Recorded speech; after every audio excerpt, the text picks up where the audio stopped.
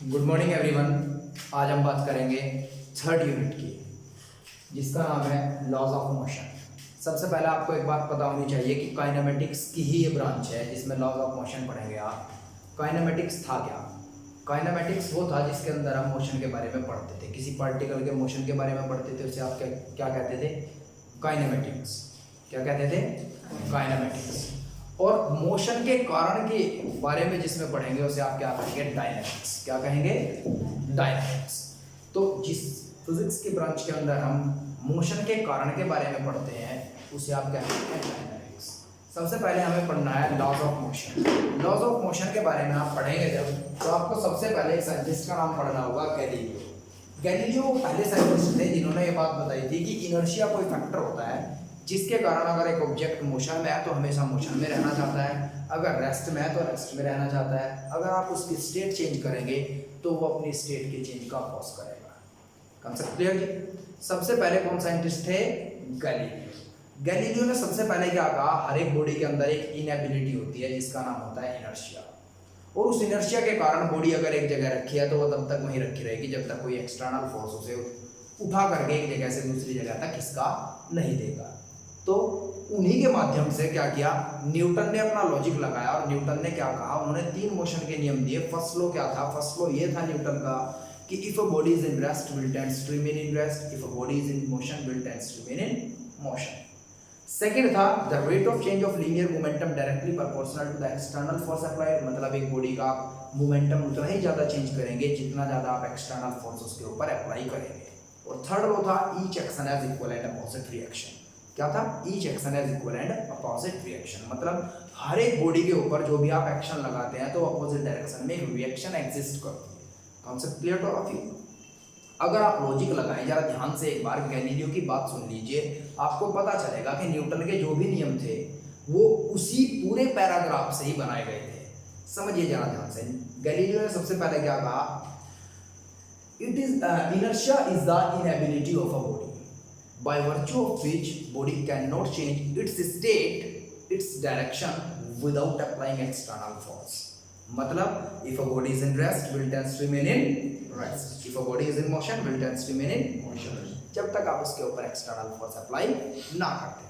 फिर उन्होंने आगे बात क्या कही, if we apply the force more on a body then its linear momentum change more, मतलब जितना ज्यादा आप एक्सटर्नल फोर्स अप्लाई करते हैं उतना ही लीनियर मोमेंटम बॉडी का चेंज होता है। उन्होंने क्या कहा था, without applying external force we can not change the position और स्टेट ऑफ अ बॉडी, मतलब जब तक आप फोर्स अप्लाई नहीं करेंगे तब तक बॉडी के अंदर एक्सेलरेशन प्रोड्यूस नहीं कर सकते, तब तक उसकी वेलोसिटी चेंज नहीं कर सकते, मतलब तब तक उसकी पोजीशन चेंज नहीं कर सकते। तो गैलीलियो ने ही कही थी ना ये बात। इसके बाद हमने थर्ड लॉ पढ़ा न्यूटन का, each action has equal and opposite reaction. तो गैलीलियो की मैंने पूरी बात जब लास्ट तक पढ़ी, उन्होंने ये भी बात कही थी जब आप किसी बॉडी की स्टेट को चेंज करते हैं तो एक्सटर्नल फोर्स के अपोजिट डायरेक्शन में बॉडी एक फोर्स लगाती है और वो फोर्स उस फोर्स का अपोज करता है जो फोर्स उसकी स्टेट को चेंज करना चाहता है। तो आपने लॉजिकली अगर गैलीलियो का लॉ पढ़ा है, क्या inertia is the inability of a body by virtue of which body cannot change its position, its state without external force. When the external force applied on the body, then its position change, its state change. But body apply the equal amount of force in the opposite direction to the external force, which is responsible for the change of its state or the direction. Concept clear to all of you?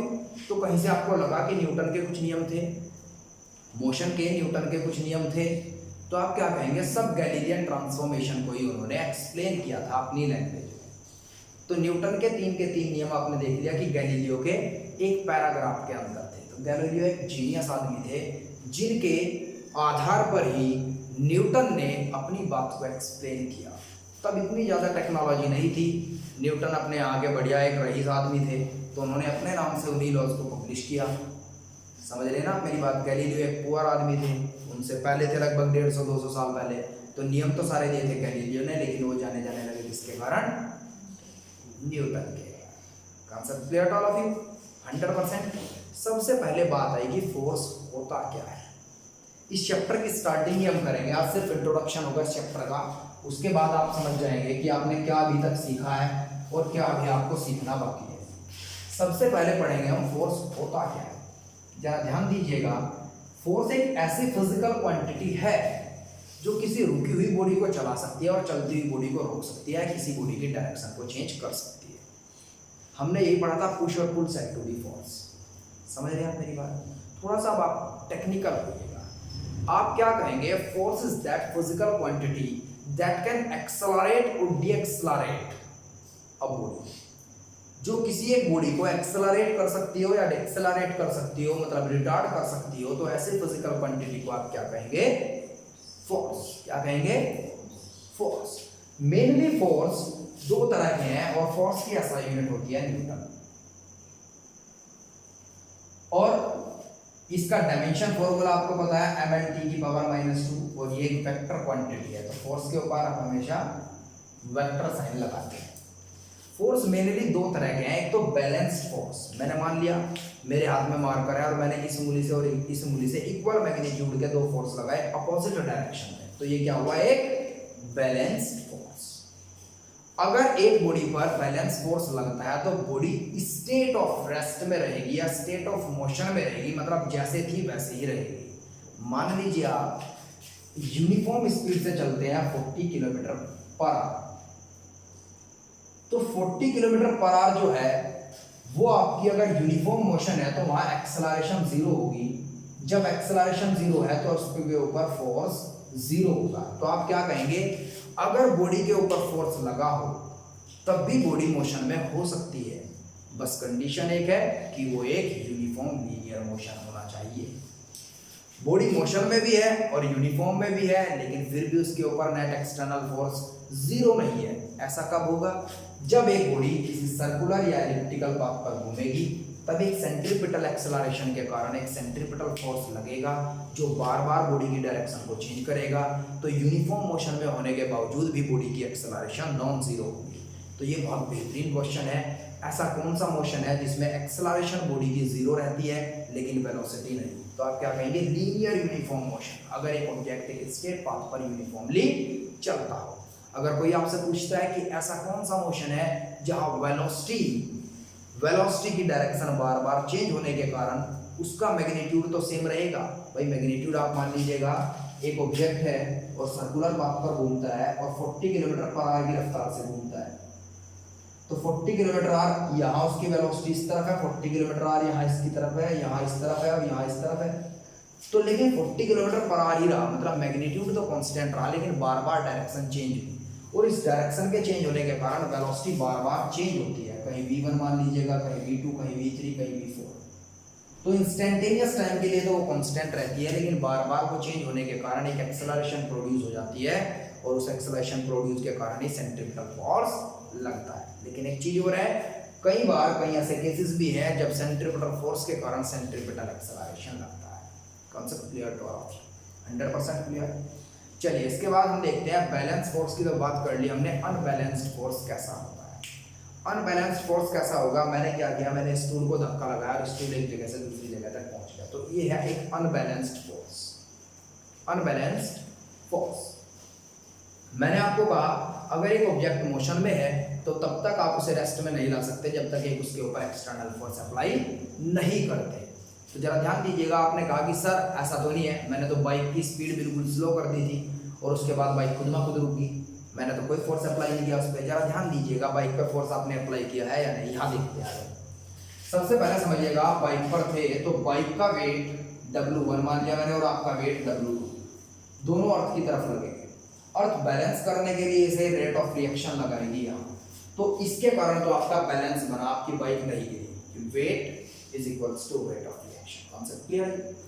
दूसरी बात, आप जब इस direction में चल रहे थे, आपका जो फ्यूल बर्न हुआ, उसने एक फोर्स लगाया, उसने जो फोर्स लगाया वो अपोजिट डायरेक्शन में था। जो रेजिस्टेंस फोर्स था एयर का, जो एयर का रेजिस्टेंस फोर्स था, उसके अपोजिट डायरेक्शन में आपने फोर्स लगाया, तब आप चले। जब इन दोनों के सम ने इसे कैंसिल कर दिया तभी तो बाइक बैलेंस हुई। जब इसने इसे बैलेंस कर दिया, जो रेजिस्टेंस फोर्स था एयर का, और फोर्स ऑफ फ्रिक्शन भी था, एक F2 भी होगा यहाँ जो टायर और सड़क के बीच फोर्स ऑफ फ्रिक्शन है। तो दोनों को जोड़ने के बाद उसके इक्वल अमाउंट में मैंने जो फ्यूल था उससे फोर्स लगवाया, तो जब ये इसे कैंसिल आउट करेगा तब ये यूनिफॉर्म मोशन में होगा। अगर आपने इसे ही बंद कर दिया तो ये तो फोर्स लगते ही रहेंगे, फ्रिक्शन और एयर रेजिस्टेंस। अब इस फ्रिक्शन और एयर रेजिस्टेंस के कारण आपके वेट और रेट ऑफ रिएक्शन के कारण जो ये एक्सटर्नल फोर्स प्रोड्यूस हुआ है, यही एक्सटर्नल फोर्स रिस्पॉन्सिबल होगा कि आपने जब स्लो खत्म कर दी, जब आपने बिल्कुल स्पीड बंद कर दी, जब आपने फ्यूल बर्न करना बंद कर दिया या आपने इंजन बंद कर दिया, तब आपकी बाइक रुकेगी। तो इस एक्सटर्नल फोर्स की बदौलत वो बाइक रुकी। Concept clear to all of you और नॉट? आपको इस चैप्टर में सबसे पहले यही पढ़ना है कि फोर्स है क्या। पुश और पुल तो बच्चों का काम है, आप क्या कहेंगे, एक ऐसी फिजिकल क्वांटिटी जो बॉडी के अंदर एक्सेलरेशन प्रोड्यूस कर दे, उसे आप क्या कहेंगे, force. Concept clear to all of you? 100% क्लियर। इसके बाद आप कहेंगे there are two type of forces, balanced. Balance force कब होगा, जब ऑब्जेक्ट जिस स्टेट में वैसे का वैसे ही रहे, रेस्ट में है तो रेस्ट में रहे और मोशन में है तो यूनिफॉर्म मोशन में रहे। फिर अनबैलेंस्ड फोर्स। अनबैलेंस्ड फोर्स में क्या होगा, ऑब्जेक्ट की स्पीड घट बढ़ सकती है, वो हो सकता है रेस्ट में था मोशन में आ गया, मोशन में था रेस्ट में आ गया और उसकी डायरेक्शन भी चेंज हो जाती है। Concept clear? इसके बाद हम पढ़ेंगे Galileo law of inertia. Galileo law of inertia से पहले आपको पता होना चाहिए इनर्शिया है क्या। Inertia is the inability of a body by virtue of which body can not change it's state, its direction without applying external force. मैंने एक स्टूल रख के चले जाएं अगर हमें यहाँ से, तो 20 दिन बाद, 50 दिन बाद, 100 दिन बाद हवा, आप स्टूल यहीं का यहीं रखा मिलेगा। अगर हवा के फोर्स से ये नहीं हिला, क्योंकि इसके अंदर एक इनएबिलिटी है कि बॉडी खुद ब खुद अपने ऊपर फोर्स लगा करके अपनी स्टेट को चेंज नहीं कर सकती। Concept clear to all of you? 100% क्लियर। तो इनर्शिया कहीं हद तक, अगर एक इनएबिलिटी है तो क्या पता एक एबिलिटी भी हो, कि बॉडी की एक ऐसी एबिलिटी जिसके तहत उसे अपनी स्टेट चेंज करने की जरूरत ही नहीं है। फिर इनर्शिया 3 तरह का होता है। इनर्शिया ऑफ मोशन, मतलब एक ऐसी इनर्शिया, एक ऐसी इनएबिलिटी कि बॉडी तब तक मोशन में रहेगी जब तक एक्सटर्नल फोर्स उसे रेस्ट में ना ले आए। इनर्शिया ऑफ रेस्ट, एक ऐसी इनएबिलिटी कि बॉडी तब तक रेस्ट में रहेगी जब तक एक एक्सटर्नल फोर्स उसे मोशन में ना ले आए। और इनर्शिया ऑफ डायरेक्शन, मतलब बॉडी की डायरेक्शन आप तब तक चेंज नहीं कर सकते जब तक एक एक्सटर्नल फोर्स उसकी डायरेक्शन चेंज ना हो। कॉन्सेप्ट क्लियर तो होती है। नेक्स्ट वीडियो में मैं आपको बताऊंगा Newton's law of motion. Thank you and have a nice day.